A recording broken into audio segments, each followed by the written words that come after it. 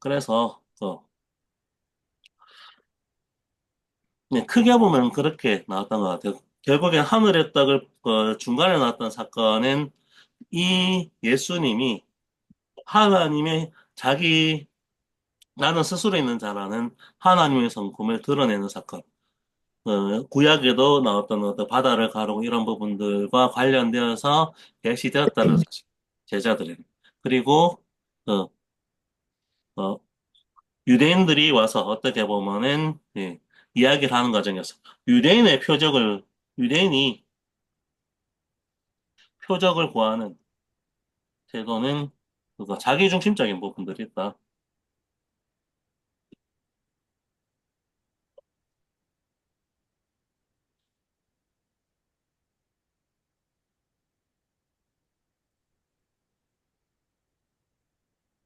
예수님이 생명의 떡인 것은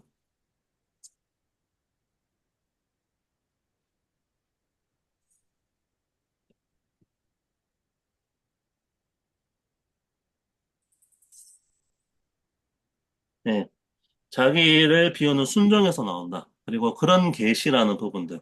그리고 그래서 어떻게 보면 자기가 추구하는 인간이 이런 하나님을 믿겠다라고 얘기하는 그 방식에는 인간 중심적으로 구성하려는 하나님 표적을 자기 방식으로 구하려는 행위들이 있는데 그런 방향으로 예수님은 예수님을 찾을 수 있는 것이 아니다.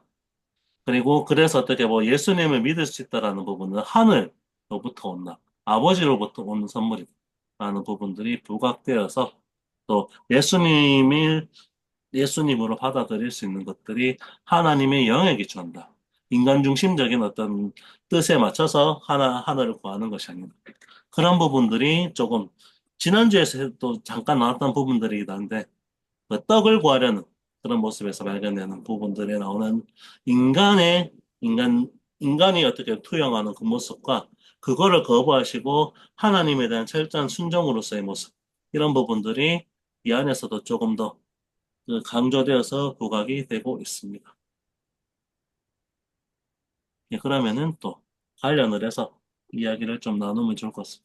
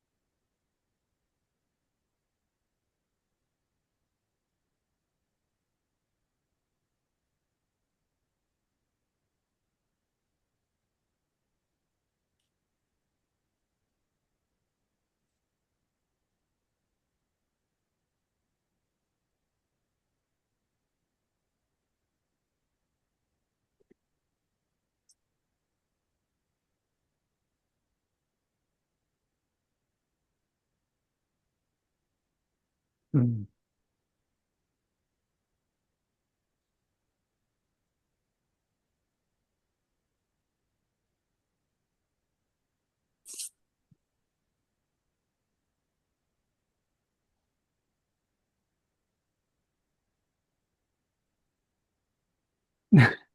뭐, 아, 예.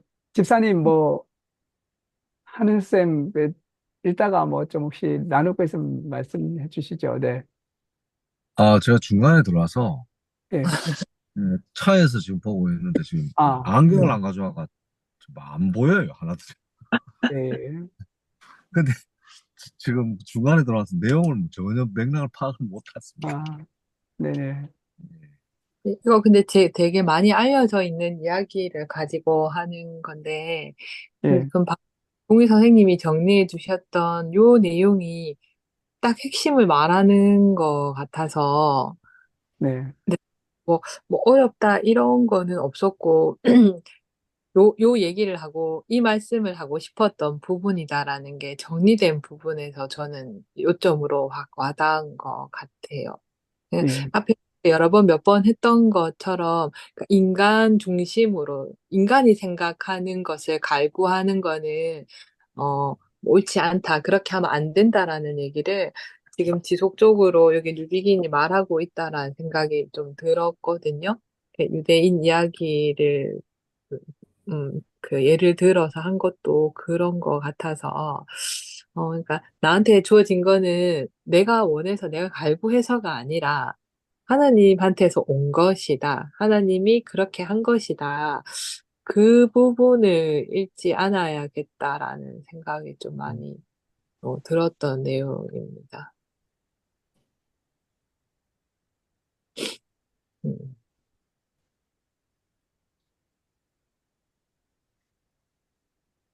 자기를 비우는 순종. 아, 네. 음.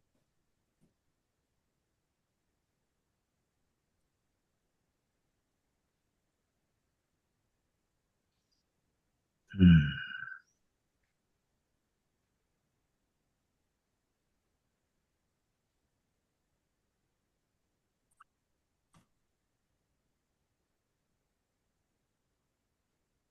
그, 우리가 그 공간복음에서 오병이어의 기적 이야기를 보게 되면, 기적이 일어나서, 어, 이제 사람들이 먹었다는데 초점을 맞추고 있다면, 이 요한복음은 뭐 잠시 이야기가 진행되다가, 이렇게 이제 생명의 떡이 예수님이라고 하는데 좀 초점을 맞추지 않나 싶습니다.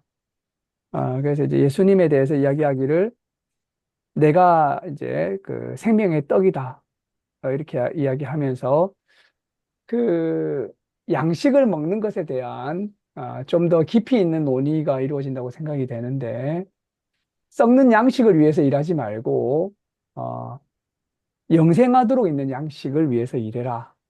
그러니까 이제 그 일을 어떻게 합니까? 그러니까 이제 하나님이 보내신 일을 믿는 게 하나님의 일이다. 이렇게 해서 이제 그러면 이제 믿으라고 하는구나. 그러면 믿으려고 하니까 표적이 있어야 안 됩니까? 이러니까 결국에는 이제 그 표적이 뭐냐라는 이제 논의로 넘어가게 되니까 예수님이 결국 하시는 말씀이 너희가 나를 보고도 안 믿는구나 라고 하고 나서 하나님이 보내주시는 자는 나에게 오게 된다라는 이야기가 이제 전반적으로 이야기가 되고 있는 것 같습니다. 근데 이제 그 핵심적인 부분은 이제 어떤 양식을 먹고 사느냐, 이제 내 잠시의 배고픔을 이렇게 해결할 양식을 먹고 사느냐, 아니면 여기에서 이제 예수님이 생명의 빵이고 생명의 떡이라고 하는데 이게 이제 도대체 이제 어떤 의미냐, 이런 부분들이 이제 여기에서 굉장히 핵심적인 부분이 아닌가 생각이 됩니다. 네, 그래서 이제 영생하도록 있는 양식, 생명의 떡, 이런 이제 부분들을 말하려고 예수님이 이제 예수님의 정체와 신호는 우리에게 영원한 생명을 주는 떡이다. 그럼 이제 그 떡을 먹어야죠. 그러니까 이제 그럼 그 이제 예수님을 먹어야 된다는 이야기로 이제 또 넘어가게 되는 거죠. 그러니까 이제 굉장히 이게 이제 그 실제로 어떻게 뭐 예수님을 이렇게 이거 식인도 아니고 먹겠습니까? 그러니까 영적인 의미로 이런 이제 생명의 떡을 먹는 것이 도대체 무엇인가라고 하는 부분들에 대한 이해가 필요한 것이 아닌가 이런 생각이 좀 듭니다.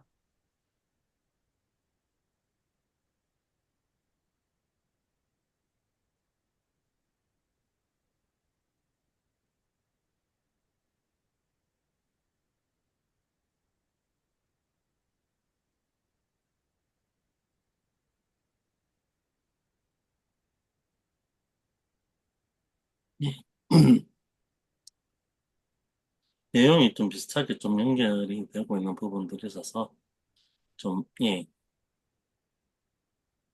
이야기가 좀 많이 되긴 됐었는데 또 이게 지난번에 읽던 내용과 비슷하게 좀 연결이 되는 부분이 있고 또 그 여기에 대해서 또 어떻게 보면 또 그 뒤에 나오는 다음 주에 읽을 내용이죠. 또 이렇게 예수님 스스로가 생명의 떡이라는 것에 대해서 불경하다고 생각을 하고 유대인들이 또 반응하는 부분들과 논쟁하게 되면서 또 나오는 이야기들. 이 사이에 좀 끼어 있어서 이야기가 좀 애매하게 조금 마무리되는 측면들이 좀 있긴 있는 것 같은데요. 예. 특별히 강조되고 있는 거는 그거 같아요. 그거. 갑자기 중간에 유대인이 그거 당신이 생명의 떡이라는 부분들에 대한 표적을 구해. 어, 표적을 달라라고 얘기하는. 그때 표적이라는 의미는 이 하나님을 부여하신 표적으로서가 아니라 인간이 요구하는 표적이라는 의미에서 인간에 의해서 하나님이 형상화하는 것. 우리가 이런 것들 많죠? 실제로도. 그래서 이런 하나님은 나는 믿겠다라고 하는 이런 방식이 인간이 이 생각하고 있는 의와 뭐 사랑이라든지 그런 방식들이 인간에 의해서 규정된다라는 부분들이죠. 그래서 중간에 그런 내용도 나오는데 표적 얘기를 하는 부분에서 사랑이라는 것들이 가장 궁극적인 선이지만 이게 인간적 층위로 일어나게 되면은 그게 가장 왜곡된 방향이 됐었다라는 그런 방향이어서 이런 하나님 믿겠다라든지 이렇게 제기되는 그런 방식들이 표적을 구하는 이런 태도에서 인간이 하나님의 형상을 특정한 방식으로 투여해서 인간의 뜻에 맞게끔 하나님의 형태를 그거 제한하려는 방식. 이런 부분이기 때문에 계시라는 것들은 여기에 대해서 거부할 수 있는 방향으로밖에 작용할 수밖에 없다. 그래서 어떻게 보면은 인간이 요구하는 모습을 그대로 투영하는 방식은 아니다라는 부분들로 되는데 그러면서 중간에 딜레마가 그러면은 그렇게 작용되면 인간이 어떻게 전달되느냐라고 할 때 그럴 때 어떻게 보면은 그거 하나님의 으로 인해서 가능하다라는 부분들이 중간에 좀 나오는 내용들이 조금 있어서 예. 왜 하필이면은 예수님은 아뇨의 방식을 추구하느냐라고 할 때 그 이유가 이것 때문이다. 라는 부분들이 좀 얘기가 되고 있었던 것 같아요.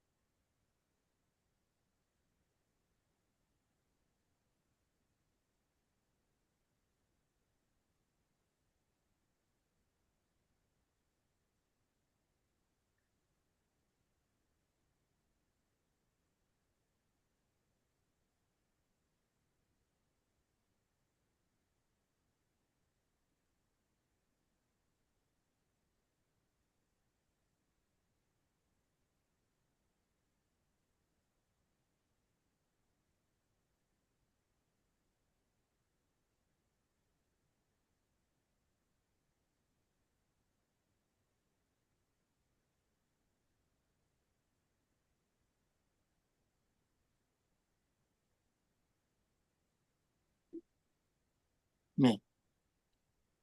좀 이야기가 계속 비슷하게 얘기가 되어서 네.